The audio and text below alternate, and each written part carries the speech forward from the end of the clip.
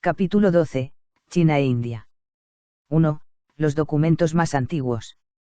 Las civilizaciones de China y de la India son mucho más antiguas que las de Grecia y Roma, aunque no más que las que surgieron en los valles de Mesopotamia y del Nilo. Ambas se remontan a lo que hemos llamado la Edad Potámica, mientras que las culturas griega y romana se desarrollaron durante la Edad Talásica. Aunque las civilizaciones que tuvieron su cuna en las cuencas de los ríos Yangtze y Amarillo son comparables en edad con las que nacieron a lo largo del Nilo o entre el Éufrates y el Tigris, los registros cronológicos en el caso de China son mucho menos fiables que los que tenemos para Egipto y Babilonia. La pretensión de que los chinos ya hicieron importantes observaciones astronómicas hacia el 15º milenio antes de Cristo, describiendo entre otras cosas los 12 signos del zodiaco, carece por completo de fundamento, pero en cambio ya es más razonable una tradición que sitúa el primer imperio chino hacia el 2750 a.C., aunque hay también puntos de vista más conservadores que sitúan los orígenes de la civilización china más cerca del año 1000 a.C. La operación de fechar los documentos matemáticos chinos no es nada fácil, y por ejemplo las estimaciones que se han hecho acerca del Choupei Xuanqing, considerado generalmente como el más antiguo de los clásicos de contenido matemático, difieren entre sí en casi 1000 años. El problema de fechado se complica por el hecho de que esta obra pudiera muy bien ser debida a varios autores de diferentes épocas. Algunos historiadores consideran al Choupei como un buen ejemplo de lo que era la matemática china del 1200 a.C. aproximadamente, pero hay otros que sitúan la obra en el primer siglo anterior a nuestra era. Una fecha en torno al 300 a.C. podría parecer razonable, por lo tanto, poniéndola así en estrecha competencia con otro tratado, el Chui Chang Xuan Su, escrito hacia el 250 a.C., es decir, poco antes del advenimiento de la dinastía Han, 202 a.C. Las palabras, Choupei, parecen referirse al uso del gnomon para el estudio de las órbitas circulares en los cielos, y el libro con el mismo título trata de hecho de cálculos astronómicos, aunque incluye también una introducción a las propiedades del triángulo rectángulo, así como algunas cosas sobre el uso de las fracciones. El libro está escrito en forma de diálogo entre un príncipe y su ministro sobre el calendario. El ministro explica a su soberano que el arte de los números se deriva del círculo y del cuadrado, de los que el cuadrado pertenece a la tierra mientras que el círculo pertenece a los cielos. El Choupei nos revela que en China, lo mismo que nos dice Heródoto de Egipto, la geometría debió surgir de la agrimensura, y que como pasaba en Babilonia, la geometría china se reducía esencialmente a un ejercicio numérico de aritmética o de álgebra. Parece haber algunas indicaciones en el Choupei relativas al teorema de Pitágoras, un teorema tratado en cualquier caso algebraicamente por los chinos. 2. Los 9 capítulos. Casi tan antiguo como el Choupei es el Chui Chang Xuan Su, o los 9 capítulos sobre el arte matemático, quizá la obra que ejerció una mayor influencia de entre todos los libros matemáticos chinos. Este libro incluye 246 problemas sobre agrimensura, agricultura, compañía, ingeniería, impuestos, cálculo, resolución de ecuaciones y propiedades de los triángulos rectángulos. Mientras que los griegos de esta misma época escribían tratados expositivos sistemáticos, ordenados de una manera lógica, los chinos se dedicaban a repetir la vieja costumbre de los babilonios y de los egipcios de coleccionar conjuntos de problemas concretos. Los 9 capítulos nos recuerdan también la matemática egipcia por su uso del método de la falsa posición, pero lo cierto es que la invención de este procedimiento, lo mismo que el origen de la matemática china en general, parece haber sido independiente de toda influencia occidental. En las obras matemáticas chinas, al igual que pasaba con las egipcias, uno se sorprende por la abigarrada mezcla de resultados exactos e inexactos, primitivos y sofisticados. Se dan reglas correctas para calcular las áreas de triángulos, rectángulos y trapecios. El área del círculo se calcula tomando los 3/4 del cuadrado construido sobre el diámetro, o bien 1/12 del cuadrado de la circunferencia, lo cual sería un resultado correcto si tomamos 3 como valor de pi, pero para el área de un segmento de círculo se utiliza en los 9 capítulos el resultado aproximado, S por S más C sobre 2, donde S es la sagita, es decir el radio menos el apotema del segmento, y C, la cuerda base del segmento. Hay algunos problemas que están resueltos por medio de reglas de 3, y en otros encontramos raíces cuadradas e incluso cúbicas. El capítulo 8 de los 9 capítulos tiene importancia por la resolución de problemas que conducen a sistemas de ecuaciones lineales, utilizando números positivos y negativos. El último problema de este capítulo, por ejemplo, plantea la resolución de un sistema de 4 ecuaciones con 5 incógnitas, y el tema de las ecuaciones indeterminadas va a quedar ya como uno de los favoritos de los pueblos orientales. El capítulo 9 y último incluye diversos problemas sobre triángulos rectángulos, algunos de los cuales reaparecerán más tarde en la India y en Europa. Uno de ellos pide calcular la profundidad de un estanque circular de 10 pies cuadrados de superficie, sabiendo que una caña que crece en su centro y que asoma un pie por encima del agua, alcanza exactamente la superficie si se la dobla hasta el borde del estanque. Otro de estos problemas muy conocido es el del bambú roto. Hay un bambú de 10 pies de altura que se ha roto de tal manera que su extremo superior se apoya en el suelo a una distancia de 3 pies de la base, se pide entonces calcular a qué altura se ha producido la rotura. 3. Los cuadrados mágicos. Los chinos han sido siempre muy aficionados a los diseños armónicos aritméticos o geométricos, y no es nada sorprendente por lo tanto que el primer ejemplo registrado de cuadrado mágico, de origen sin duda antiguo pero desconocido, haya aparecido aquí. El cuadrado, 492, 357, 816, le fue comunicado a los hombres por una tortuga del río Lo, según la leyenda, en los días del emperador Yi, famoso ingeniero hidráulico. El interés por este tipo de modelos es sin duda lo que llevó al autor de los 9 capítulos a resolver el sistema de ecuaciones lineales, 3x más 2y más z igual a 39, 2x más 3y más z igual a 34, x más 2y más 3z igual a 26. Mediante operaciones sobre las columnas de la matriz, 1, 2, 3, 2, 3, 2, 3, 1, 1, 26, 34, 39, para reducirla a la forma, 0, 0, 3, 0, 5, 2, 36, 1, 1, 99, 24, 39, donde esta segunda forma representa el sistema de ecuaciones, 36z igual a 99, 5y más z igual a 24, y 3x más 2y más z igual a 39, del cual pueden obtenerse fácilmente y de una manera sucesiva, los valores de z y x. 4. Los numerales a base de varillas.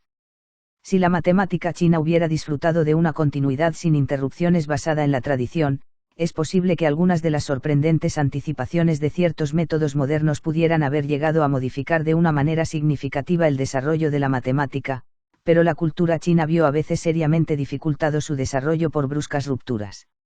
El año 213 a.C., por ejemplo, ordenó el emperador chino la quema de libros, excluidos probablemente los de tipo técnico. Algunas obras debieron obviamente sobrevivir, o bien porque se conservasen copias clandestinamente o por simple transmisión oral de obras aprendidas íntegramente de memoria. De esta forma el saber consiguió persistir superando las dificultades, con el énfasis puesto, en el caso de la matemática, en los problemas relativos al calendario y el comercio. Parece haber existido algún tipo de contacto entre la India y China, así como entre China y el oeste, pero los historiadores difieren al evaluar la extensión y la dirección de las influencias ejercidas. La tentación natural de ver una influencia babilónica o griega en China, por ejemplo, choca con el problema importante de que los chinos nunca hicieron uso de las fracciones sexagesimales. El sistema de numeración chino permaneció esencialmente decimal, con notaciones sorprendentemente diferentes de las utilizadas en otros países.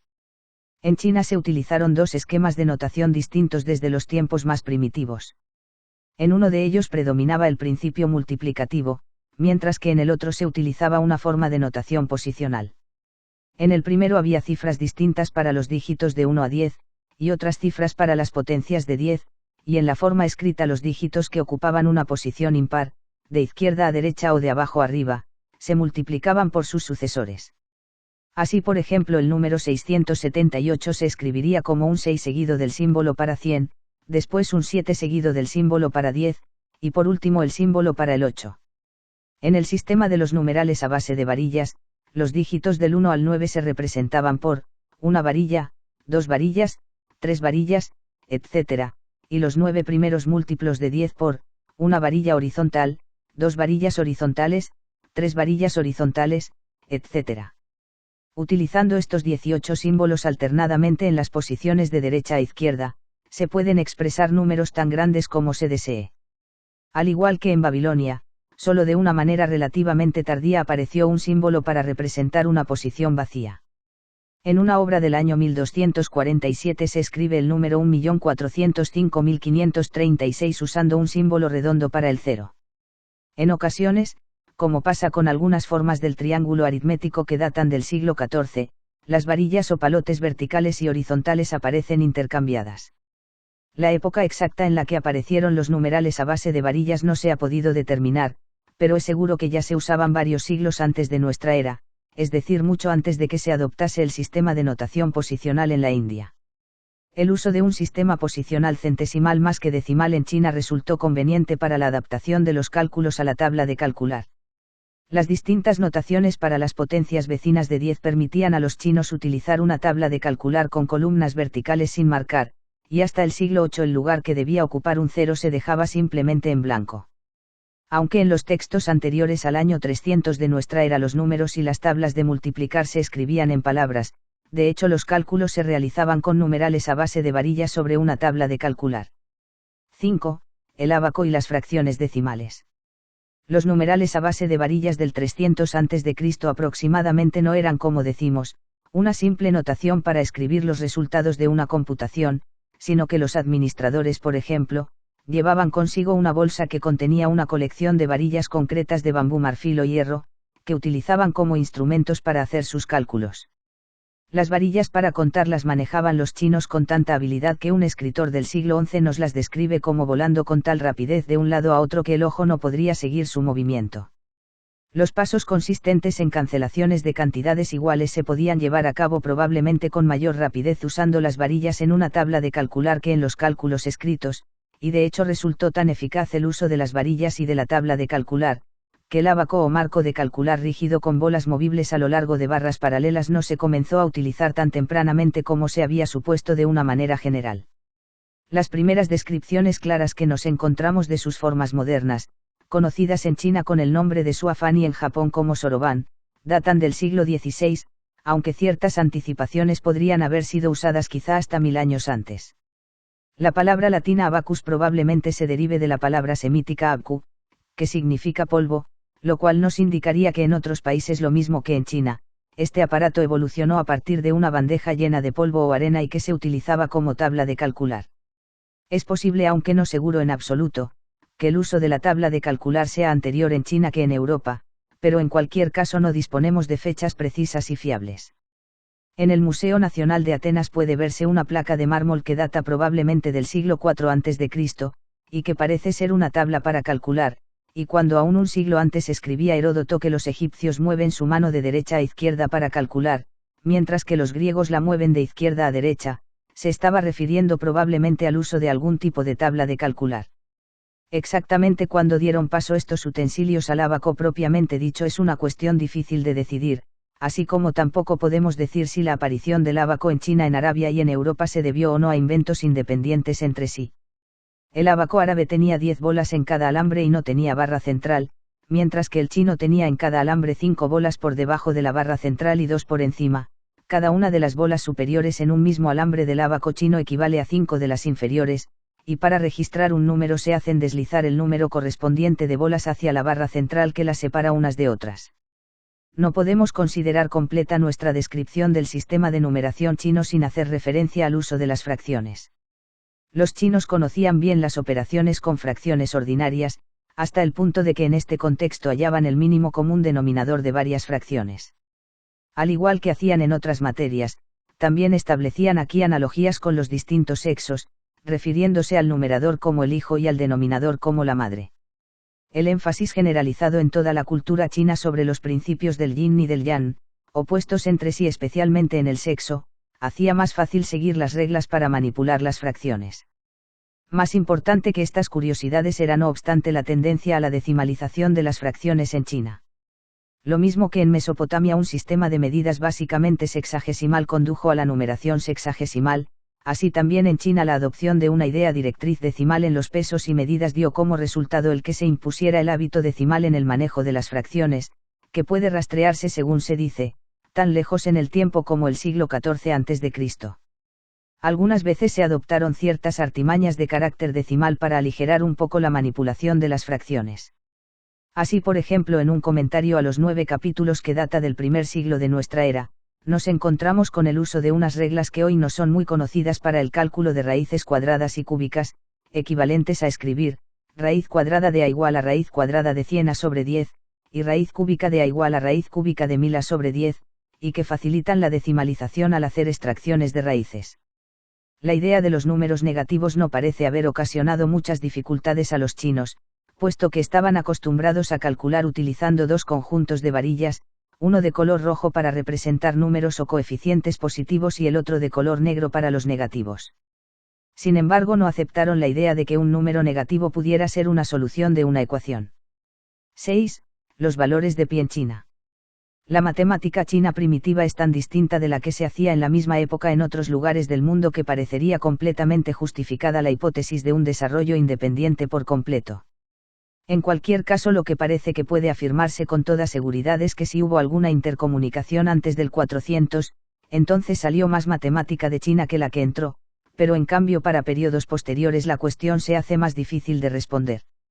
El uso del valor 3 para pi en la matemática china primitiva apenas puede servir como argumento a favor de una hipotética dependencia de Mesopotamia, especialmente a la vista de que la búsqueda de valores cada vez más exactos fue más persistente en China que en ningún otro sitio desde los primeros siglos de la era cristiana. En este proceso nos encontramos con los valores 3,1547, raíz de 10, 92 sobre 29, y 142 sobre 45, y en el siglo III aparece Liu Yui, importante comentarista de los 9 capítulos, que obtiene el valor 3,14 usando un polígono regular de 96 lados y la aproximación mucho mejor 3,14159 considerando un polígono de 3072 lados. En la refundición que hizo Liu Yui de los 9 capítulos hay muchos problemas sobre cálculo de medidas, incluyendo la determinación correcta del volumen de un tronco de pirámide de base cuadrada. Para el tronco de cono circular se aplica una fórmula análoga, pero con el valor 3 para pi. Una regla sorprendente es la que da el volumen del tetraedro con dos aristas opuestas perpendiculares como un sexto del producto de estas dos aristas por el segmento de perpendicular común. Para resolver ecuaciones lineales se utiliza el método de la falsa posición, pero hay también otros resultados algebraicos más sofisticados tales como la resolución por medio de un esquema matricial de un problema diofántico en el que aparece un sistema de 4 ecuaciones con 5 incógnitas. La resolución aproximada de ecuaciones de grados más altos parece haber sido efectuada recurriendo a un artificio análogo al que nosotros conocemos como método de Horner. Liu Yui incluye también en su obra sobre los 9 capítulos gran cantidad de problemas sobre cálculo de alturas de torres inaccesibles y de árboles en laderas de montañas. La fascinación que ejerció sobre los chinos el número pi, alcanzó su punto más alto en la obra de Tzu Chung-chi, 430 al 501. Uno de sus valores era el conocido valor arquimediano 22 séptimos, al que Tzu Chung-chi califica de inexacto, su valor exacto era 355 sobre 113. Si uno se encuentra obsesionado buscando posibles influencias occidentales, puede explicar esta aproximación tan buena que no se vio igualada en ninguna parte hasta el siglo XV, restando los numeradores y los denominadores respectivamente del valor dado por Arquímedes del valor de Ptolomeo, 377 sobre 120. Sin embargo, Tzu Chung-chi llegó incluso más lejos en sus cálculos, ya que dio también 3,1415927 como un valor por exceso y 3,1415926 como un valor por defecto para pi. Los cálculos por medio de los cuales llegó a estos resultados, ayudado al parecer por su hijo Tzu Cheng-chi, estaban contenidos probablemente en alguno de sus libros que se ha perdido. En cualquier caso, sus resultados fueron muy notables para esta época, y resulta muy oportuno que se le haya puesto su nombre a un accidente geográfico de la superficie lunar. No debemos olvidar sin embargo que el grado de exactitud alcanzado en el cálculo del valor de pi es más una cuestión de resistencia calculística que de inteligencia teórica. De hecho, basta con el teorema de Pitágoras para conseguir una aproximación tan buena como se quiera. Si partimos del perímetro conocido de un polígono regular de n lados inscrito en una circunferencia, entonces el perímetro del polígono regular inscrito de 2n lados se puede calcular por medio de dos aplicaciones del teorema de Pitágoras.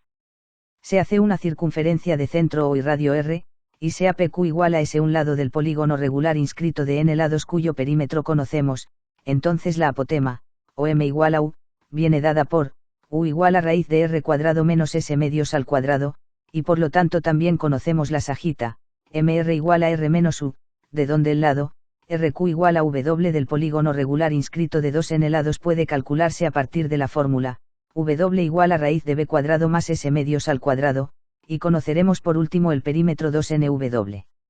Este cálculo puede abreviarse como observó Liu Yui, teniendo en cuenta que w cuadrado igual a 22rb. Repitiendo este procedimiento iremos obteniendo aproximaciones cada vez mejores al perímetro de la circunferencia, en términos del cual se define pi. 7. El álgebra y el método de Horner. Los problemas que nos encontramos en la matemática china parecen ser a menudo más pintorescos que prácticos, y sin embargo la civilización china produjo un número de innovaciones técnicas sorprendentemente alto. La utilización de la imprenta y de la pólvora, siglo VIII, así como del papel y de la brújula marina, siglo XI, fue anterior en China que en cualquier otro lugar, y anterior también a la época más brillante de la matemática china, que tuvo lugar durante el siglo XIII, coincidiendo con la última parte del período Sung. En esta época había matemáticos trabajando en diversos lugares de China, pero las relaciones entre ellos parecen haber sido escasas y remotas, y como en el caso de la matemática griega, han llegado hasta nosotros relativamente pocos de los tratados que circularon en su día evidentemente. El último y a la vez el más importante de los matemáticos Sung fue Chu Shichie, que prosperó hacia los años 1280 al 1303, a pesar de lo cual sabemos tan poco sobre él que ni siquiera conocemos la fecha exacta de su nacimiento ni la de su muerte. Vivió en Yenshan cerca de Pekín, pero parece ser que estuvo viajando durante unos 20 años, en plan de sabio errante que se ganaba la vida enseñando matemáticas, a pesar de lo cual encontró el tiempo y la tranquilidad suficientes para escribir 2 tratados. El primero de ellos, escrito hacia el 1299, fue el Xuan Sue Chi Meng, o Introducción a los Estudios Matemáticos, un libro relativamente elemental que ejerció sin embargo una gran influencia en Corea y en Japón, aunque en China desapareció más tarde y estuvo perdido hasta su reaparición en el siglo XIX. Mayor interés histórico y matemático tiene el Suyuan Yu Chien o Espejo Precioso de los 4 elementos, escrito por Chu Shichie en 1303, libro que por cierto, también desapareció pronto en China, hasta que fue redescubierto un siglo después. Los 4 elementos a que se refiere el título, que son el cielo, la tierra, el hombre y la materia, representan las 4 incógnitas de una ecuación. Este libro marca la cota más alta que alcanzó el desarrollo del álgebra china, y en él se estudian tanto sistemas de ecuaciones simultáneas como ecuaciones individuales de grados tan altos como 14. Chu Shichie explica en este libro un método de transformación para ecuaciones, que él llama el fanfa, y cuyo fundamento debe haber aparecido en China mucho tiempo antes, método que suele conocerse en Occidente con el nombre de método de Horner, matemático que vivió medio milenio más tarde. Para resolver la ecuación, x² más 252x menos 5292 igual a 0 por ejemplo, Chu Shichie obtiene en primer lugar por tanteo la aproximación x igual a 19, lo cual significa que la ecuación tiene una raíz entre x igual a 19 y x igual a 20, y a continuación utiliza el fanfa, en este caso la transformación y igual a x menos 19, para obtener la ecuación y² más 290y menos 143 igual a 0, con una raíz entre y igual a 0 y y igual a 1. El valor aproximado de la raíz buscada de esta última es, y igual a 143 sobre 1 más 290, y por lo tanto el correspondiente valor de x es, 19 enteros 143 sobre 291 partes. Para la ecuación, x³ menos 574 igual a 0, se usa la transformación y igual a x menos 8, que conduce a, y³ más 24y² más 192y menos 62 igual a 0, y la raíz buscada viene expresada como, x igual a 8 más 62 sobre 1 más 24 más 192, o x igual a 8 enteros 2 séptimos. En algunos casos Chu Shichie obtiene aproximaciones decimales de las raíces. 8. Los matemáticos del siglo XIII.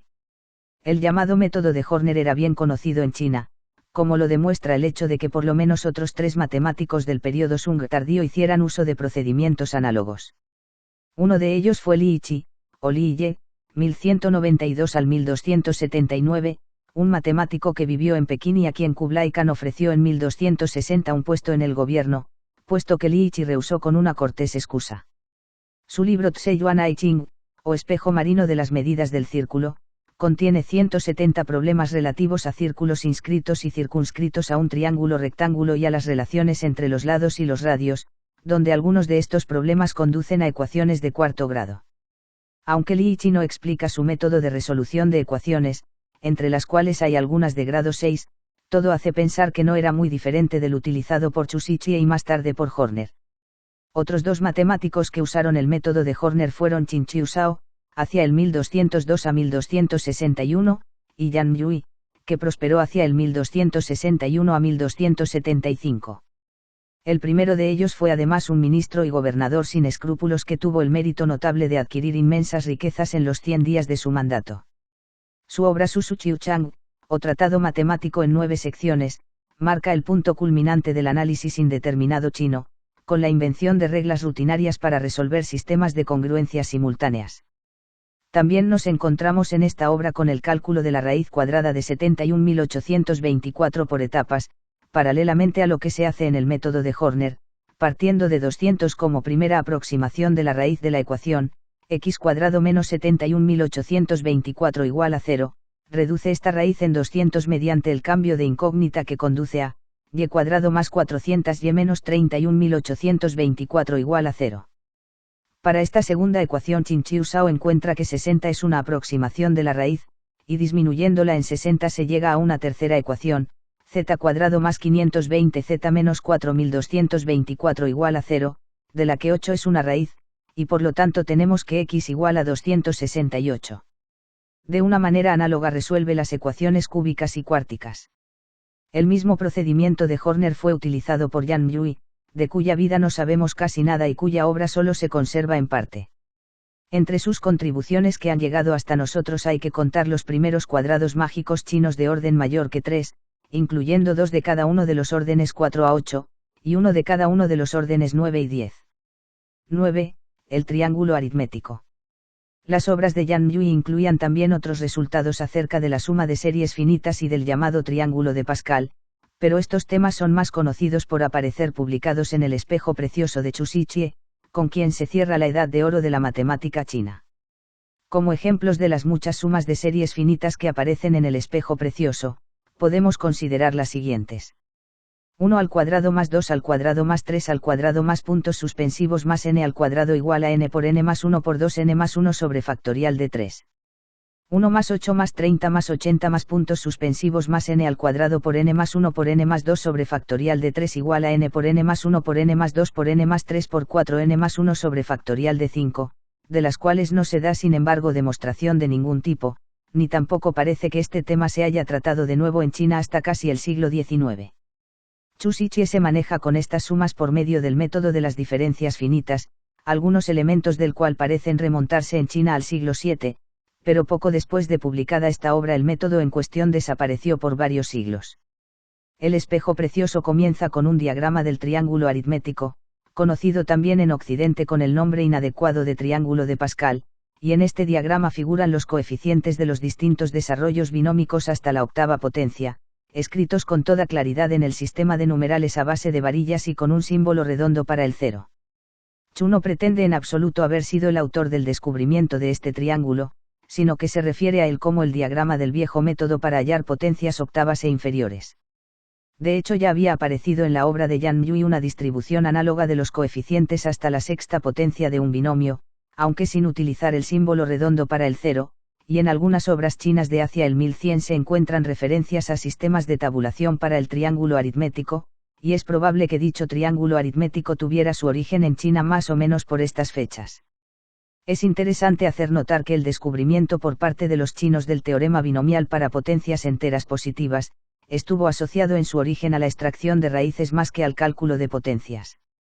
Una forma equivalente de este teorema la conocía al parecer también Omar Khayyam por la misma época en que estaba siendo utilizado en China, pero la obra árabe más antigua que ha llegado hasta nosotros y que lo incluye se debe a Al-Kasi y data del siglo XV. Por esta época la matemática china ya no podía equipararse en su desarrollo con la europea ni con la del Próximo Oriente, y es muy probable que para entonces China importase más matemática que la que exportase.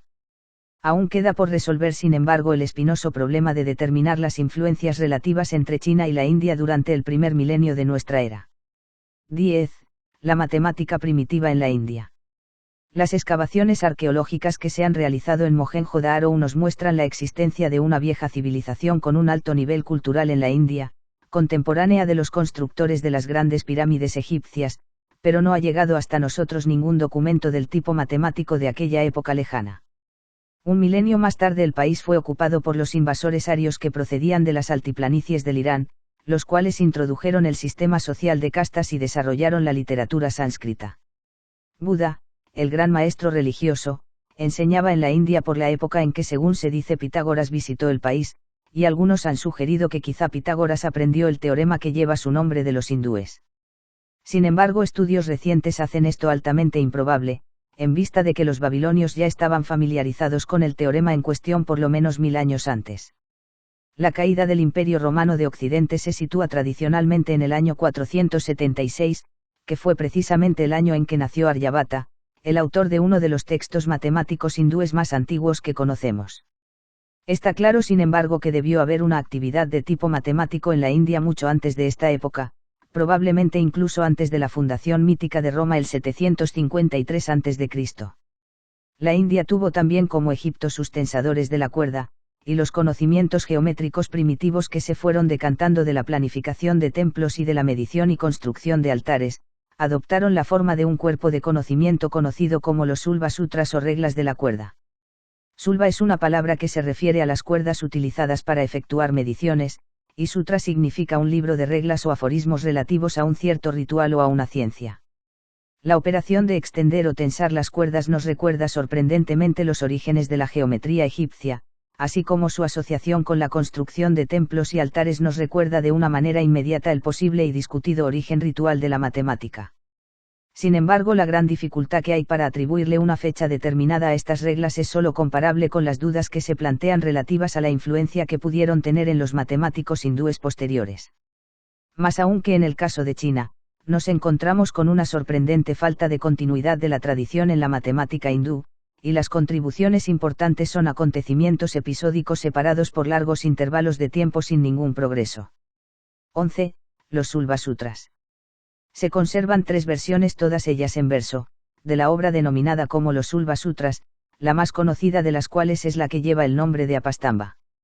En esta exposición primitiva, que puede remontarse quizá tan lejos en el tiempo como a la época de Pitágoras, nos encontramos con reglas para la construcción de ángulos rectos por medio de ternas de cuerdas cuyas longitudes constituyen ternas pitagóricas, tales como son 3, 4 y 5, o 5, 12 y 13, o 8, 15 y 17, o 12, 35 y 37. Sin embargo, todas estas ternas se pueden derivar fácilmente de la vieja regla babilónica para construirlas, y por lo tanto no es improbable que hubiera una influencia mesopotámica en los Sulba Sutras. Apastamba sabía que el cuadrado construido sobre la diagonal de un rectángulo es igual a la suma de los cuadrados construidos sobre dos lados adyacentes, pero esta forma general del teorema de Pitágoras también pudo haber sido tomada de Mesopotamia. Más difícil de explicar es otra de las reglas que da Apastamba, una que nos recuerda fuertemente algunos de los teoremas de la álgebra geométrica que aparecen en el libro 2 de los elementos de Euclides, es la siguiente. Para construir un cuadrado equivalente en área a un rectángulo ABCD dado, llévense los lados menores sobre los mayores de manera que AF igual a AB igual a B igual a CD y trácese HG mediatriz de los segmentos C y de F, prolónguese EF hasta K, GH hasta L y AB hasta M, de manera que FK igual a HL igual a FH igual a M, y trácese la recta LKM. Constrúyase ahora un rectángulo con diagonal igual a LG y con su lado más corto igual a HF, entonces el lado más largo de este rectángulo es el lado X del cuadrado buscado. Son tan dudosos y discutidos los orígenes y el periodo durante el que se desarrollaron los Sulba Sutras, que no podemos decir con seguridad si estas reglas están relacionadas o no con la primitiva agrimensura egipcia o con el problema griego más tardío de la duplicación del altar cúbico. Los Sulba Sutras han sido fechados por los historiadores de una manera muy variada dentro de un intervalo de tiempo de casi 1000 años, que se extiende desde el siglo 8 a.C. al siglo II de nuestra era. La cronología local en las antiguas culturas del Lejano Oriente apenas merece ninguna confianza cuando vemos que la tradición hindú ortodoxa se vanagloria de importantes trabajos astronómicos de hace más de 2 millones de años, y cuando los cálculos conducen a billones de días transcurridos desde el comienzo de la vida de Brahma al 400 de nuestra era aproximadamente.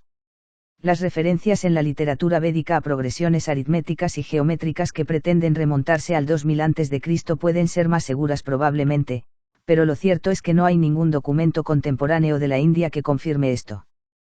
También se ha pretendido que el primer reconocimiento de la existencia de los inconmensurables tuvo lugar en la India durante el periodo de los Sulba Sutras, pero tales pretensiones no están comprobadas en absoluto. La causa a favor de un descubrimiento temprano de las magnitudes inconmensurables por los hindúes, la hace de lo más improbable el reiterado desinterés o incapacidad de los matemáticos hindúes para enfrentarse con los conceptos fundamentales. 12. Los Siddhantas.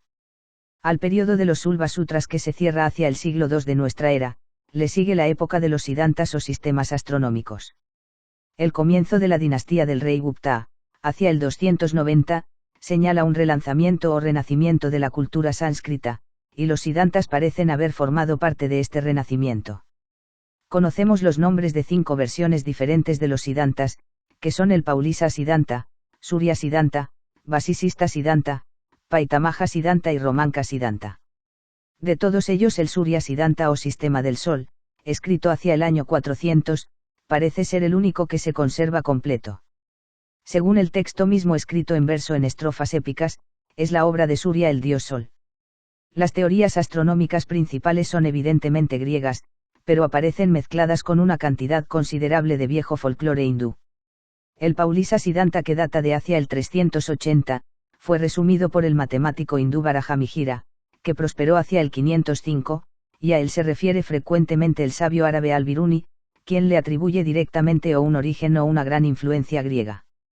Los escritores más tardíos nos informan que todos los Siddhantas estaban esencialmente de acuerdo en su contenido, variando solo la fraseología utilizada, y así podemos suponer que los otros, al igual que el Surya Siddhanta, eran tratados de astronomía formulados por medio de reglas crípticas en verso sánscrito, con muy pocas explicaciones y sin ninguna demostración. Se suele admitir que los Siddhantas aparecieron hacia finales del siglo IV o comienzos del V, pero en lo que ya hay un marcado desacuerdo es en lo que se refiere a los orígenes de los conocimientos que contienen. Los historiadores hindúes insisten, por supuesto, en la originalidad y la independencia de sus autores, mientras que los escritores occidentales se inclinan a ver en ellos signos indudables y claros de influencia griega. Es probable, por ejemplo, que el Paulisa Siddhanta provenga en gran parte de la obra del astrólogo Pablo, que vivió en Alejandría poco tiempo antes de la fecha presumible en que fueron compuestos los Siddhantas. De hecho, Al-Biruni atribuye directamente este Siddhanta a Pablo de Alejandría. Esta influencia vendría a explicar de una manera natural y sencilla las obvias semejanzas que hay entre algunas partes de los Siddhantas y la trigonometría y astronomía de Ptolomeo. El Paulisa Siddhanta, por ejemplo, utiliza para pi el valor 3 enteros 177 sobre 1250 partes, que coincide esencialmente con el valor decimal 3,141666 de Ptolomeo. Incluso aunque los hindúes adquiriesen sus conocimientos de trigonometría del helenismo cosmopolita de Alejandría, el material tomó en sus manos una nueva forma que iba a ser muy significativa.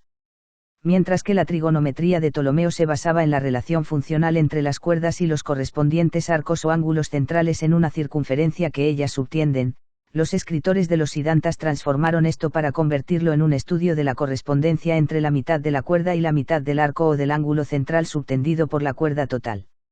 Así fue como nació aparentemente en la India, el antepasado de la función trigonométrica moderna que conocemos como el seno de un ángulo, y la introducción de esta función seno representa probablemente la contribución principal de los Siddhantas a la historia de la matemática. Aunque se acepta generalmente que este cambio de la cuerda completa a la semicuerda tuvo lugar en la India, el gran historiador de la ciencia de comienzos de siglo Paul Tannery, formuló la hipótesis de que esta transformación de la trigonometría pudo haber tenido lugar en Alejandría durante el período postolemaico. Sea o no sea correcta esta hipótesis, de lo que no cabe duda es de que no fue a través de los griegos sino de los hindúes como se extendió el uso posterior de la semicuerda que nosotros hemos heredado, y nuestra palabra seno se deriva, pasando por una accidentada historia en su traducción al árabe como veremos, del nombre hindú Jiva. 13. Aryabhata. Durante el siglo VI, es decir, no mucho tiempo después de la composición de los Siddhantas, vivieron dos matemáticos hindúes de los cuales sabemos que escribieron libros sobre el mismo tipo de materias. El más viejo y a la vez el más importante de los dos fue Aryabhata, cuya obra más conocida, escrita hacia el 499 y titulada Aryabhatilla, es un delgado volumen escrito en verso que cubre diversos temas de astronomía y de matemáticas. Se conocen los nombres de varios matemáticos hindúes anteriores a esta época, pero no se ha conservado nada de sus obras salvo unos breves fragmentos. A este respecto, pues, la posición del Aryabhatilla de Aryabhata es bastante análoga para el caso de la India a la de los elementos de Euclides para Grecia 8 siglos antes. Las dos obras son en efecto, recopilaciones de desarrollos anteriores compiladas por un autor único. Y sin embargo hay más diferencias y más sorprendentes, que semejanzas entre estas dos obras. Los elementos constituyen una síntesis bien ordenada lógicamente de la matemática pura, expuesta con un alto grado de abstracción y con un objetivo pedagógico evidente, mientras que el Aryabhatiya es una breve obra descriptiva escrita en 123 estrofas métricas, con el objeto de suplementar las reglas de cálculo utilizadas en astronomía y en las técnicas de medición matemáticas, sin ninguna relación con la lógica o la metodología deductiva. Una tercera parte aproximadamente de la obra trata de Ganitapada, es decir, de matemáticas. Esta sección comienza con los nombres de las potencias de 10 hasta el lugar décimo, y a continuación formula un conjunto de instrucciones para calcular raíces cuadradas y cúbicas de números enteros. Sigue un sistema de reglas para el cálculo de áreas, la mitad más o menos de las cuales son erróneas. Para el área de un triángulo se da la regla correcta de calcular la mitad del producto de la base por la altura, para el volumen de la pirámide también se toma la mitad del producto de la base por la altura. El área del círculo se calcula correctamente como la mitad del producto de la circunferencia por la mitad del diámetro, pero el volumen de una esfera viene expresado incorrectamente como el producto del área de un círculo máximo por la raíz cuadrada de esta área. Al tratar del cálculo de áreas de cuadriláteros aparecen de nuevo reglas correctas e incorrectas unas al lado de otras. El área de un trapecio viene dada como la semisuma de los lados paralelos por la distancia perpendicular entre ellos, y a continuación sigue la regla absurda e incomprensible de que el área de cualquier figura plana se calcula determinando dos de sus lados y multiplicándolos. Hay una regla en el Aryabhatiya que señalan con orgullo los historiadores hindúes de la matemática que es la siguiente. Suma 4 a 100, multiplica por 8 y súmale 62.000. El resultado te da aproximadamente la circunferencia de un círculo cuyo diámetro es 20.000. Aquí podemos ver utilizado el equivalente a 3,1416 como valor de pi, lo cual es ciertamente notable, pero tenemos que recordar que este es esencialmente el valor que había usado Ptolomeo. El hecho más que probable de que Aryabhata estuviera influenciado en este contexto por sus predecesores griegos viene reforzado por su adopción de la miriada o 10.000 unidades como medida del radio de la circunferencia. Una parte típica del Aryabhatiya es la que trata de progresiones aritméticas, la cual contiene reglas para calcular la suma de los términos de una progresión, y también para hallar el número de términos de la progresión conocido el primer término, la diferencia de la progresión y la suma de todos los términos. La primera de estas reglas había sido conocida ya mucho antes por otros escritores, la segunda aparece formulada en la siguiente forma, tan curiosa como complicada. Multiplíquese la suma de la progresión por 8 veces la diferencia común, súmese el cuadrado de la diferencia entre el doble del primer término y la diferencia común, tómese la raíz cuadrada de este número, réstese el doble del primer término, divídase por la diferencia común, añádase 1 y divídase por 2. El resultado será igual al número de términos. Aquí, al igual que a todo lo largo del Aryabhatiya, no se da ninguna motivación ni justificación para esta regla. Probablemente fue obtenida resolviendo una ecuación de segundo grado, cuyo conocimiento podría muy bien haber venido de Mesopotamia o de Grecia. A continuación de algunos problemas realmente complicados sobre interés compuesto, es decir, sobre progresiones geométricas, el autor del libro trata en un lenguaje muy florido, del problema bien elemental de calcular el cuarto proporcional a 3 números dados. En la regla de 3 multiplica el fruto por el deseo y divide por la medida. El resultado será el fruto del deseo. Esta es desde luego la regla bien conocida que nos dice que si A sobre B igual a C sobre X, entonces X igual a B por C sobre A, donde A es la medida, B el fruto, C el deseo y X el fruto del deseo. Realmente puede decirse que la obra de Aryabhata es un popurrí de lo sencillo y lo complicado, a la vez que de lo correcto y lo incorrecto. El sabio árabe Al-Biruni caracterizaba, medio milenio más tarde, la matemática hindú como una mezcla de vulgares guijarros y valiosos cristales, descripción que cuadra perfectamente al Aryabhatiya. 14. El sistema de numeración hindú. La segunda mitad del Aryabhatiya trata de la medida y cálculo de tiempos y de trigonometría esférica, y aquí es donde nos encontramos con un elemento nuevo que iba a dejar una huella permanente en la matemática de las generaciones futuras, el sistema de numeración posicional decimal. No sabemos exactamente de qué manera efectuaba sus cálculos Aryabhata, pero en su afirmación de que de un lugar a otro, cada uno es 10 veces el que le precede hay una clara indicación de que en su mente estaba de una manera consciente la aplicación del principio posicional. La idea del valor local o posicional había sido ya un elemento absolutamente esencial del sistema de numeración babilónico, y quizá lo que los hindúes hicieron fue darse cuenta de que esta idea era aplicable también al sistema de notación decimal para los números enteros, que ya se estaba usando en la India.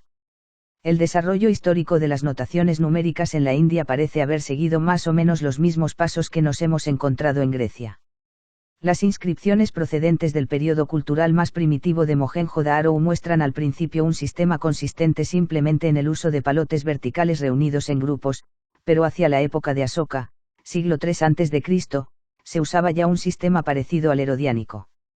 En este esquema nuevo se seguía usando el principio repetitivo, pero se adoptaron a la vez nuevos símbolos para unidades de orden superior, concretamente para 4, 10, 20 y 100.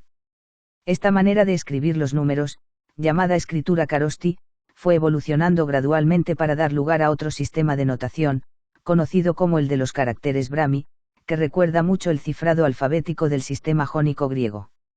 Cabe preguntarse, por lo tanto, si el hecho de que el cambio de sistema tuviera lugar en la India poco después del periodo durante el cual los numerales herodiánicos se vieron desplazados por los jónicos en Grecia, fue una simple coincidencia o no. De los numerales cifrados del sistema Brahmi a nuestra notación moderna para los números naturales hay que superar únicamente dos breves etapas. La primera consiste en reconocer que utilizando estrictamente el principio posicional, las cifras que representan los 9 primeros números pueden servir también como cifras para los correspondientes múltiplos de 10, o por la misma razón, como cifras para representar los múltiplos correspondientes de cualquier potencia de 10. El reconocer este hecho básico habría convertido de golpe en superfluas todas las cifras Brahmi salvo las 9 primeras.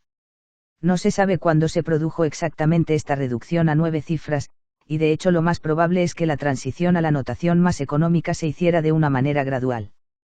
Parece seguro, si nos basamos en la evidencia disponible, que este importante cambio tuvo lugar en la India, pero los orígenes de la inspiración para llevarlo a cabo son en cambio poco claros.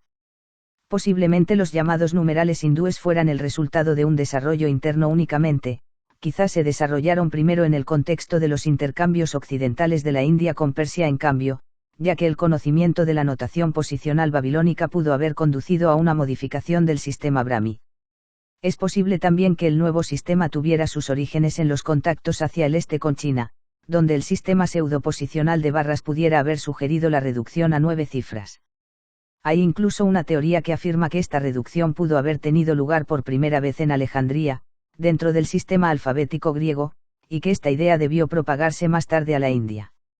Durante el período alejandrino tardío, la costumbre griega de escribir las fracciones usuales poniendo el numerador debajo del denominador se invirtió, y esta es precisamente la forma que adoptaron los hindúes, sin la barra que los separa. Desgraciadamente los hindúes no aplicaron el nuevo sistema de numeración para los enteros al campo de las fracciones decimales, y así se perdió la ventaja potencial más importante del cambio de la notación de tipo jónico. La referencia específica más antigua a los numerales hindúes data del 662 y se encuentra en los escritos de Severo Sebok, un obispo sirio. Como consecuencia del cierre de las escuelas filosóficas atenienses ordenado por Justiniano, algunos de los sabios que enseñaban en ellas se trasladaron a Siria, donde establecieron varios centros en los que se cultivaba el saber griego, y Sebok debió sentirse evidentemente molesto por el desprecio que mostraban algunos de ellos por la cultura y por el saber no griegos, y consideró necesario por lo tanto el recordar a aquellos que hablaban griego que hay otros también que saben algo. Y para ilustrar este punto llama la atención sobre los hindúes y sus sutiles descubrimientos en astronomía, y especialmente sus valiosos métodos de cálculo y sus operaciones que sobrepasan toda descripción. Quisiera decir solamente que sus cálculos se hacen por medio de 9 signos. Sabemos también que por aquella época los numerales hindúes ya se habían estado usando durante bastante tiempo, como revela el hecho de que el primer documento propiamente hindú sea un plato que data del año 595, en el que aparece escrita la fecha del año 346 en notación decimal posicional. 15. El símbolo para el 0. Hay que hacer notar que la referencia a 9 símbolos y no a 10 implica evidentemente que los hindúes no habían superado aún la segunda etapa en la transición hacia el sistema de numeración moderno, es decir, la que consiste en la introducción de una notación especial para una posición que falta, o lo que es lo mismo, de un símbolo para el 0. En la historia de la matemática se presentan muchas situaciones anómalas, y no es precisamente la menor la que revela el hecho de que la primera aparición indudable del 0 en la India es en una inscripción del año 876, es decir, más de 2 siglos después de la primera referencia que conocemos a los otros 9 numerales. No está demostrado ni siquiera que el número 0, en tanto que idea conceptualmente distinta de un símbolo para una posición vacía, surgiera al mismo tiempo que los otros 9 numerales hindúes. Es muy posible, en cambio, que el 0 tuviera su origen en el mundo griego, quizá en Alejandría, y que desde allí se propagase a la India después de que el sistema decimal posicional se hubiera consolidado allí. La historia del 0 como símbolo para representar una posición vacía en los sistemas de notación posicionales se complica aún más por el hecho de que esta idea apareció, independientemente según todos los indicios, tanto en el mundo occidental y seguramente mucho antes de la época de Colón, como en el mundo oriental asiático. Los mayas del Yucatán utilizaban una numeración posicional para representar intervalos de tiempo entre distintas fechas de su calendario, generalmente con 20 como base principal y 5 como base auxiliar, que corresponden así al 60 y al 10 usados por los babilonios. Las unidades simples venían representadas por puntos y los grupos de 5 por barras horizontales, de manera que el número 17, por ejemplo, se escribía como 2 puntos y 3 barras horizontales, es decir 3 por 5 más 2. La ordenación posicional era vertical, con las unidades de tiempo de orden mayor encima y decreciendo hacia abajo. Por ejemplo, la expresión 2.3 barras 2.2 barras representaba 352 igual a 17 por 20 más 12. Debido al hecho de que este sistema se utilizaba principalmente para contar días dentro de un calendario que consistía en un año de 360 días, la tercera posición se vio usualmente modificada, de manera que no representaba múltiplos de 20 por 20 como ocurre en un sistema vigesimal puro, sino múltiplos de 18 por 20 igual a 360. No obstante, a partir de esta posición volvía a funcionar permanentemente la base 20. En este sistema de notación posicional los mayas representaban las posiciones vacías por medio de un símbolo que aparece en diversas formas, pero que recuerda en todas ellas un ojo semiabierto. Así pues, la expresión 2.3 barras ojo 3.2 barras ojo representaba en este sistema el número 17 por 20 por 18 por 20 más 0 por 18 por 20 más 13 por 20 más 0. Con la introducción del décimo numeral en el sistema de notación hindú para representar el 0, en la forma de un redondo huevo de oca, quedaba completo el moderno sistema de numeración para los enteros. Aunque las formas hindúes medievales de las 10 cifras numerales son muy diferentes de las que usamos hoy en día, los principios teóricos del sistema quedaban ya definitivamente establecidos. El nuevo sistema de numeración que llamamos usualmente el sistema hindú no consiste más que en una nueva combinación de 3 principios básicos, todos ellos con un origen mucho más antiguo: 1, una base decimal; 2, una notación posicional; y 3, una forma cifrada para cada uno de los 10 numerales básicos. Ninguno de estos 3 principios se debía, como hemos dicho, originalmente a los hindúes, pero lo que sí se debió a ellos probablemente fue la idea de reunir por primera vez los 3 para construir el sistema de numeración moderno. Puede ser interesante decir para finalizar un par de palabras acerca de la forma del símbolo hindú para el 0, que es también el nuestro. Hubo una época en la que se admitía que esta forma redonda tuvo su origen en la letra griega ómicron, que es la inicial de la palabra griega udeno vacío, pero investigaciones más recientes parecen cuestionar tal explicación de su origen. Aunque el símbolo para representar una posición vacía en algunas de las versiones que conocemos de las tablas de cuerdas de Ptolomeo se parece a una ómicron, los símbolos primitivos para el 0 en las fracciones hexagesimales griegas son formas redondas decoradas de diversas maneras y que difieren mucho de un simple huevo de oca. Además, cuando se adoptó al fin un sistema decimal posicional en el Imperio bizantino durante el siglo XV, partiendo del viejo sistema alfabético para los numerales, suprimiendo las 18 últimas letras y añadiendo a las 9 primeras letras un símbolo para el 0, este símbolo adoptó formas muy distintas de la de una ómicron. A veces se parecía a una H minúscula invertida, y otras veces aparecía simplemente como un punto. 16. La trigonometría hindú. El desarrollo de nuestro sistema de notación para los números naturales fue sin duda una de las 2 contribuciones más importantes de la India a la historia de la matemática. La otra consistió en la introducción de lo equivalente a la función seno en trigonometría, para reemplazar las tablas de cuerdas griegas. Las tablas más antiguas de la relación seno que han llegado hasta nosotros son las que figuran en los Siddhantas y en el Aryabhatilla, donde se dan los senos de los ángulos menores o iguales que 90 grados para 24 intervalos angulares iguales de 3,75 grados cada uno. Para expresar la longitud del arco y la del seno en términos de la misma unidad, se tomaba como radio 3.438 unidades y la circunferencia correspondiente como 360 por 60 igual a 21.600 unidades. Estos valores implican un valor de pi que coincide con el de Ptolomeo hasta la cuarta cifra significativa, pero Aryabhata utiliza en otros contextos el valor raíz de 10 para pi, valor que aparece tan frecuentemente en la India que se le conoce a veces como el valor hindú de pi. Para el seno de 3,75 grados tanto los siddhantas como el Aryabhatiya toman exactamente el número de unidades que contiene el arco, es decir 60 por 3,75 igual a 225. Traducido al lenguaje moderno, el seno de un ángulo pequeño es casi igual a la medida del ángulo en radianes, que es justamente lo que hacían los hindúes. Para las entradas restantes de la tabla de senos utilizaban los hindúes una fórmula de recursión que puede expresarse en la forma siguiente. Si designamos por S sub n el enésimo seno en la sucesión que va de n igual a 1 a n igual a 24, y si la suma de los n primeros senos es r sub n, entonces S sub n más 1 igual a S sub n más S sub 1 menos r sub n sobre S sub 1.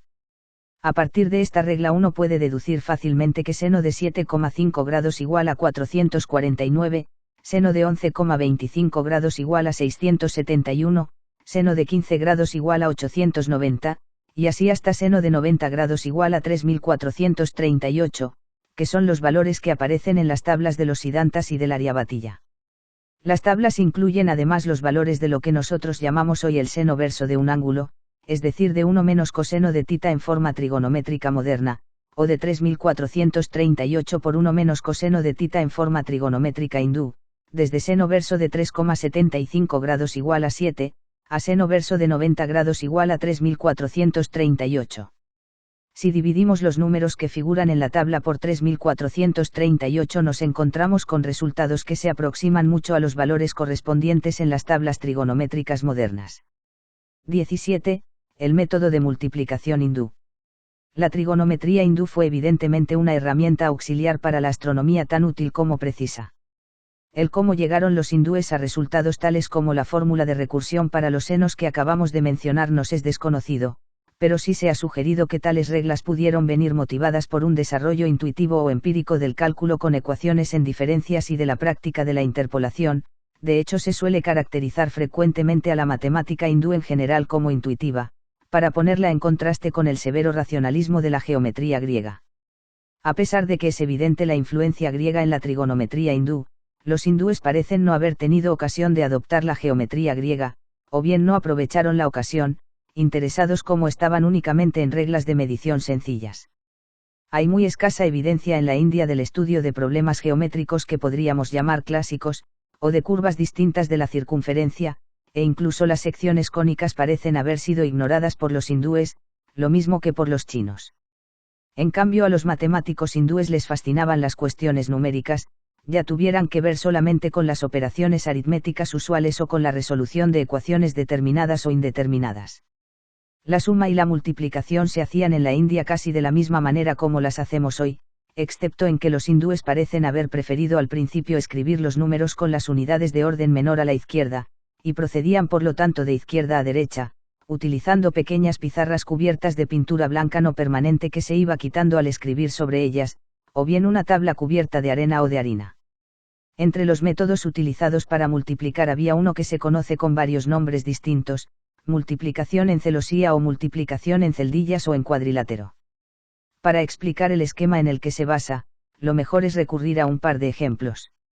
En el primero de ellos el número 456 aparece multiplicado por 34, el multiplicando está escrito en la parte superior del retículo y el multiplicador a la izquierda, y los productos parciales ocupan las celdas cuadradas, de manera que al sumar los dígitos en diagonal de arriba a la izquierda a abajo a la derecha se obtiene el producto 15.504 que aparece en la parte inferior y derecha del rectángulo.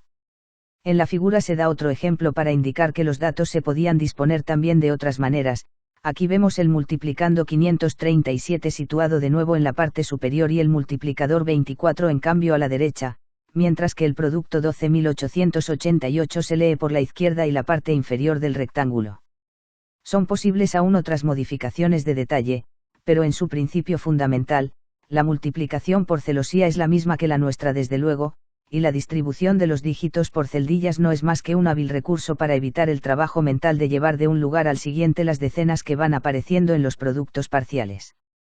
La única operación de llevar que no se evita en este método de multiplicación por retículo es la que resulta al sumar al final los productos parciales diagonalmente. 18. La división larga.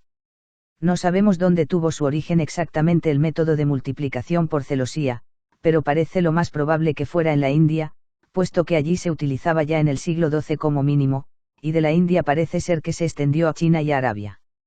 De los árabes pasó a Italia durante los siglos XIV y XV, y aquí fue donde recibió el nombre de celosía debido a la semejanza del diagrama con las rejillas de madera que adornaban y protegían las ventanas en Venecia y en otras ciudades italianas. De hecho, la palabra celosía parece provenir del italiano celosía, y es de uso común en España, Francia, Alemania, Holanda y Rusia por lo menos, para designar las persianas venecianas. Los árabes y a través de ellos más tarde los europeos, adoptaron la mayor parte de sus artificios aritméticos de los hindúes, y por lo tanto es muy probable que también provenga de la India el método de división larga conocido como el método de la galera, por su semejanza con un barco con las velas desplegadas. Para ilustrar este método, supongamos la división de 44.977 por 382, en la figura aparece hecha esta división por el método moderno, y a su lado por el método de la galera. Este segundo se parece mucho al primero excepto en que el dividendo aparece en el medio, ya que las restas se hacen cancelando los dígitos y poniendo las diferencias encima de los minuendos y no debajo. Así pues, el resto final 283 aparece en la parte superior derecha y no en la parte inferior. El proceso reproducido es fácil de seguir si tenemos en cuenta que los dígitos de un sustraendo dado como el 2674, o de una diferencia dada como la 2957, no figuran todos ellos necesariamente en la misma fila, y que los sustraendos aparecen escritos por debajo de la línea central y las diferencias por encima. Por otra parte, la posición en una columna es importante, pero no la posición en una fila.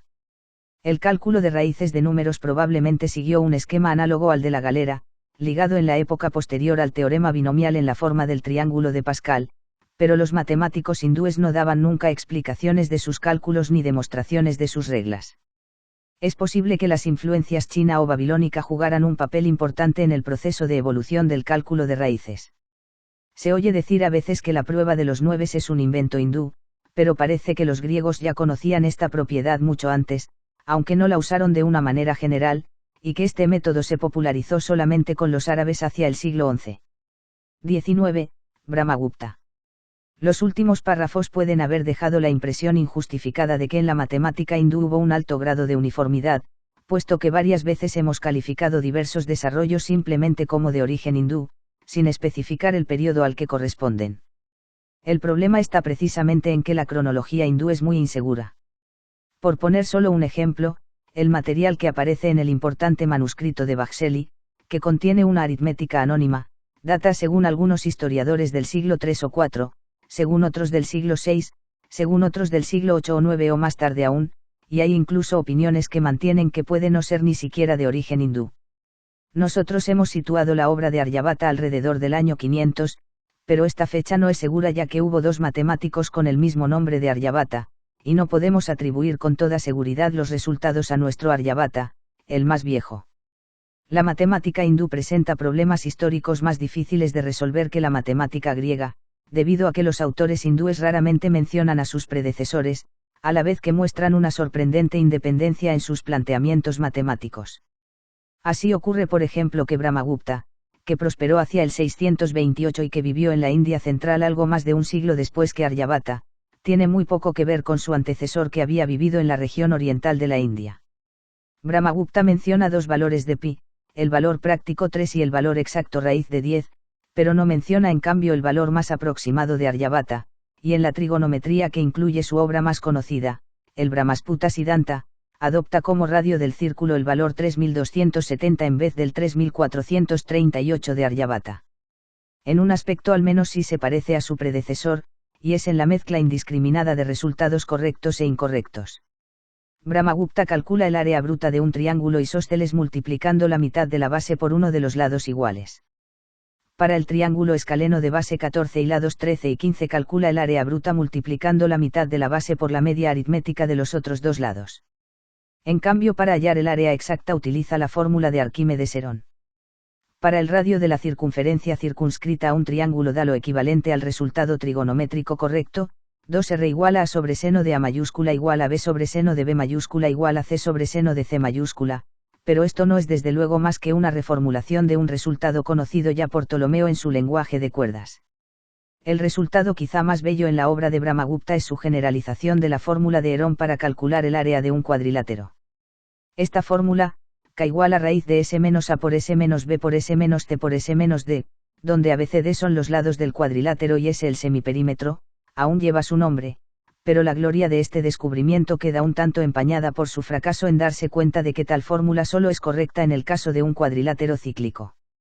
La fórmula correcta para un cuadrilátero arbitrario es K igual a raíz de S menos A por S menos B por S menos C por S menos D menos A por B por C por D por coseno cuadrado de alfa, donde alfa es la semisuma de dos ángulos opuestos en el cuadrilátero. Brahmagupta da también como regla para hallar el área bruta de un cuadrilátero la fórmula prehelénica que consiste en multiplicar las medias aritméticas de los dos pares de lados opuestos, y así por ejemplo para un cuadrilátero de lados, A igual a 25, B igual a 25, C igual a 25, D igual a 39, da como área bruta el valor 820, la fórmula de Brahmagupta. Las contribuciones de Brahmagupta al álgebra son mucho más importantes que sus reglas para el cálculo de áreas, ya que nos encontramos aquí con soluciones generales de ecuaciones cuadráticas incluyendo las dos raíces aun en casos en que una de ellas es negativa. De hecho, la primera vez que aparece sistematizada la aritmética de los números negativos y del cero es en la obra de Brahmagupta. Reglas esencialmente equivalentes a las que controlan las operaciones aritméticas con magnitudes negativas aparecían ya en los teoremas del álgebra geométrica de los griegos, pero referidas siempre a propiedades de la operación de restar, tales como por ejemplo, A menos B por C menos D igual a C más B D menos A D menos BC, pero a los hindúes corresponde el mérito de haber dado un paso decisivo al convertir estas reglas en reglas propiamente numéricas acerca de números positivos y negativos. Además, aunque los griegos tuvieron un concepto de la nada o el vacío, no lo interpretaron nunca como un número, tal como hicieron los hindúes.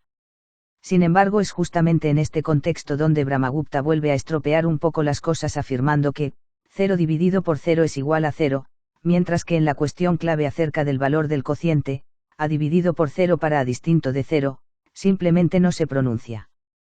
Positivo dividido por positivo, o negativo por negativo, es afirmativo. Cifra dividido por cifra es nada. Positivo dividido por negativo es negativo. Negativo dividido por afirmativo es negativo. Positivo o negativo dividido por cifra es una fracción que la tiene por denominador. Hay que decir también que los hindúes consideraban igualmente como números las raíces irracionales de otros números, cosa que no hicieron nunca desde luego los griegos. Este paso supuso una ayuda enorme para el álgebra, y los matemáticos hindúes han sido muy elogiados por decidirse a adoptar esta medida, pero hay que recordar no obstante que en este caso la contribución hindú fue el resultado de una inconsciencia de tipo lógico más que de una profundidad matemática. Ya hemos visto que los matemáticos hindúes carecieron de una distinción clara entre los resultados exactos y los inexactos, y en consecuencia era lo más natural que no tomaran en consideración seriamente las diferencias profundas entre las magnitudes conmensurables e inconmensurables. Para ellos no había ningún impedimento en aceptar los números irracionales, y las generaciones posteriores siguieron su mismo camino de una manera alegre e ingenua, hasta que en el siglo XIX consiguieron al fin los matemáticos fundamentar el sistema de los números reales sobre una base sólida. La matemática hindú consistió, como hemos dicho ya, en una mezcla de bueno y malo, pero parte de lo bueno fue extraordinariamente bueno, y a este respecto Brahmagupta merece que no se le regateen elogios. El álgebra hindú es notable especialmente por su desarrollo del análisis indeterminado, al que Brahmagupta mismo hizo varias contribuciones. Para mencionar solo una, nos encontramos en su obra con una regla para la formación de ternas pitagóricas expresada en la forma, m, un medio de m cuadrado sobre m menos n, un medio de m cuadrado sobre m más n, aunque esta sea solamente una forma modificada de la vieja regla babilónica que Brahmagupta pudo muy bien conocer. La fórmula de Brahmagupta del área para cuadriláteros, que hemos comentado más arriba, la utilizaba junto con las fórmulas, raíz de AB más CD por AC más BD sobre AD más BC, y raíz de AC más BD por AD más BC sobre AB más CD, para las diagonales, para hallar cuadriláteros cuyos lados, diagonales y áreas fueran todos ellos números racionales. Entre estos cuadriláteros se construye el que tiene por lados, A igual a 52, B igual a 25, C igual a 39 y D igual a 60, y por diagonales 63 y 56. Brahmagupta da como área bruta de este cuadrilátero 1933,75, pese al hecho de que en este caso su fórmula da el área exacta 1764. 21.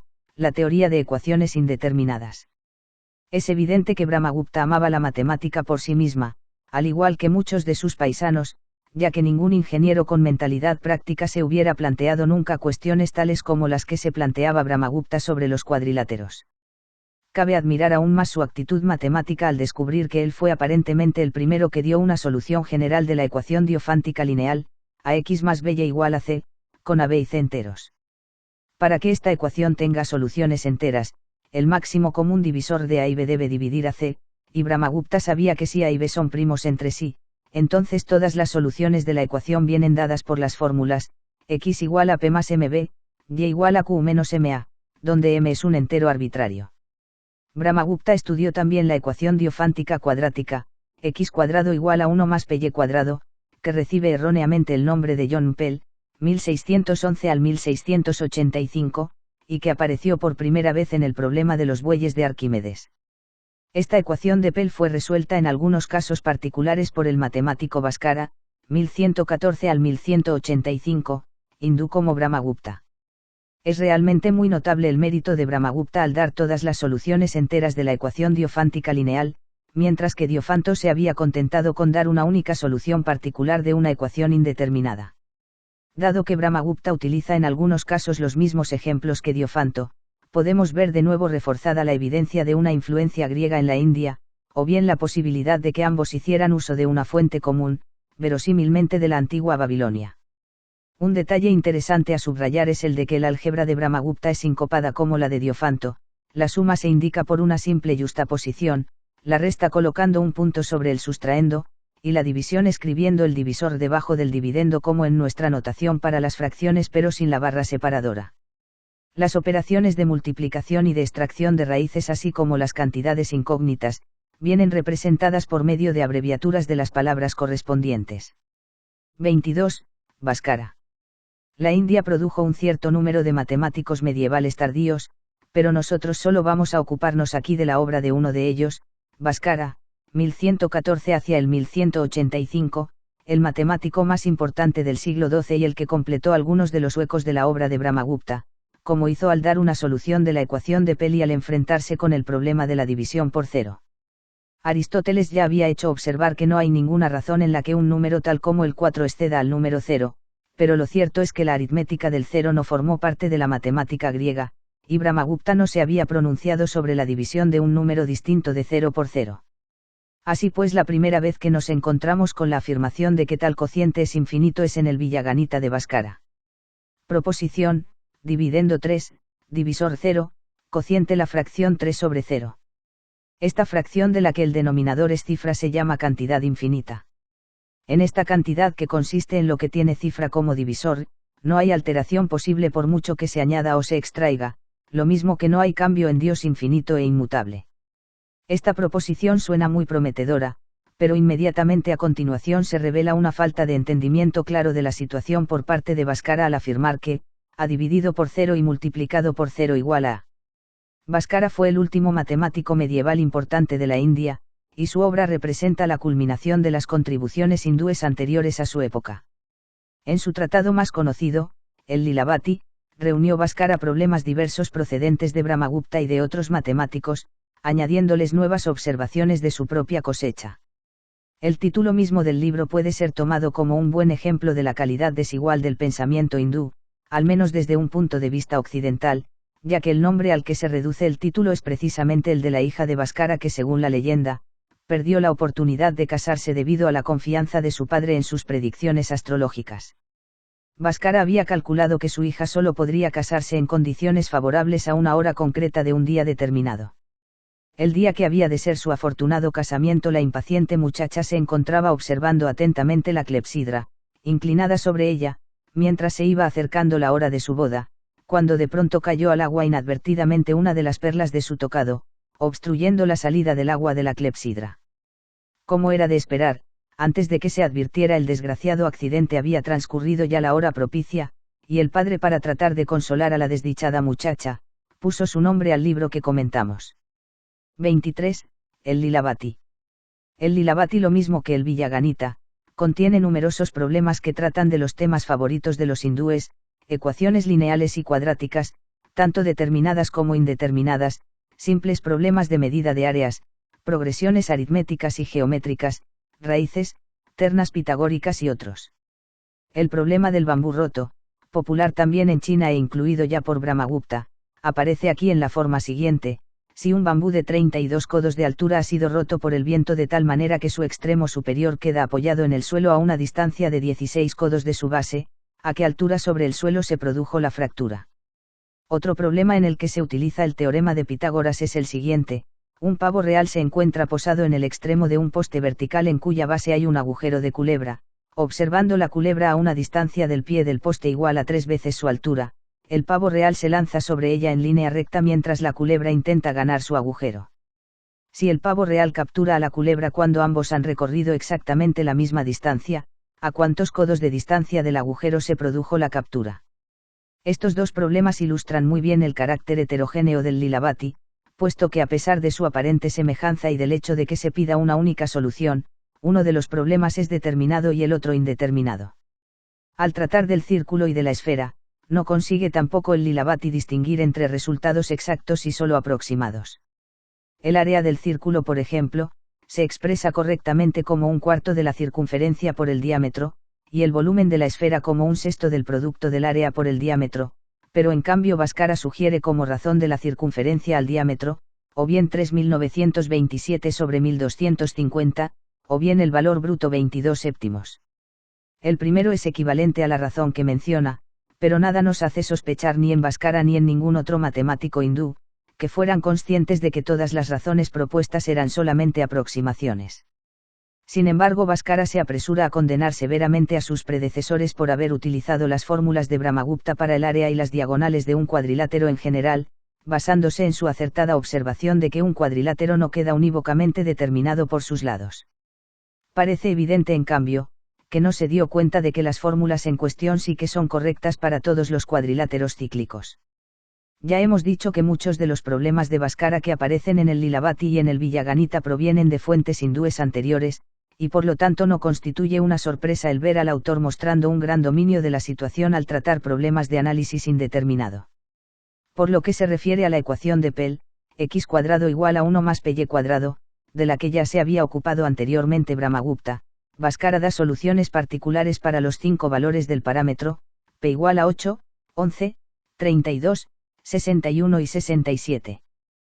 Para la ecuación x cuadrado igual a 1 más 61 y cuadrado, por ejemplo, da la solución x igual a 1776.319.049, y igual a 22.615.390.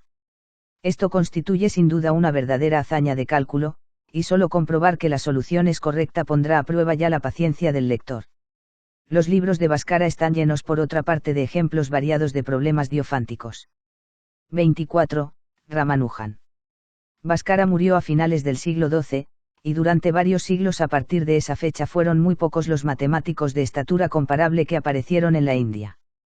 Es interesante, sin embargo, hacer notar aquí precisamente que Srinivasa Ramanujan, 1887 al 1920, el genial matemático hindú del siglo XX, tenía la misma habilidad manipuladora en aritmética y en álgebra que nos hemos encontrado en Bhaskara.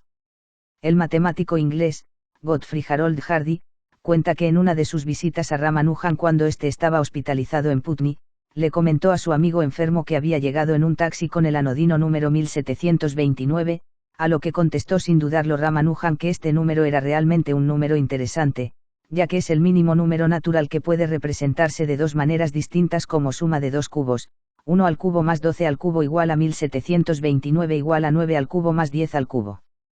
En la obra de Ramanujan encontramos también el aspecto desorganizado, la potencia del razonamiento intuitivo y el desprecio por la geometría que aparecían de manera tan relevante en sus predecesores. Aunque es posible que estas características se desarrollaran quizá en Ramanujan de una manera especial por su formación autodidacta, no podemos por menos que observar lo sorprendentemente distinto que fue el desarrollo de la matemática en la India de cómo lo había sido en Grecia. Incluso cuando los hindúes adoptaron conocimientos tomados de sus vecinos, reestructuraron estos materiales a su peculiar manera. A pesar de que sus actitudes e intereses estaban más próximas a las de los chinos que a las de los griegos, no compartieron la fascinación que sentían estos últimos por los métodos exactos de aproximación, tales como los que conducen al método de Horner, y a pesar también de que compartían con los mesopotámicos un punto de vista preponderantemente algebraico, tendieron a evitar el sistema de numeración sexagesimal en álgebra. En resumen, los eclécticos matemáticos hindúes adoptaron y desarrollaron solamente aquellos aspectos que les atraían, y desde un cierto punto de vista al menos, puede decirse que fue desafortunado el hecho de que su primer amor haya sido la teoría de números en general y el análisis indeterminado en particular, porque el crecimiento y desarrollo posterior de la matemática no iba a surgir de esos campos. La geometría analítica y el cálculo infinitesimal tuvo raíces griegas y no hindúes, y el álgebra europea moderna provenía de los países árabes más bien que de la India. Hay sin embargo en la matemática moderna al menos dos cosas que nos recuerdan lo que debe la matemática a la India en su desarrollo, lo mismo que a tantos otros países. La trigonometría de la función seno proviene verosímilmente de la India, y nuestro sistema de numeración actual para los enteros recibe con toda propiedad el nombre de sistema hindú-árabe para indicar su probable origen en la India y su divulgación a través de Arabia.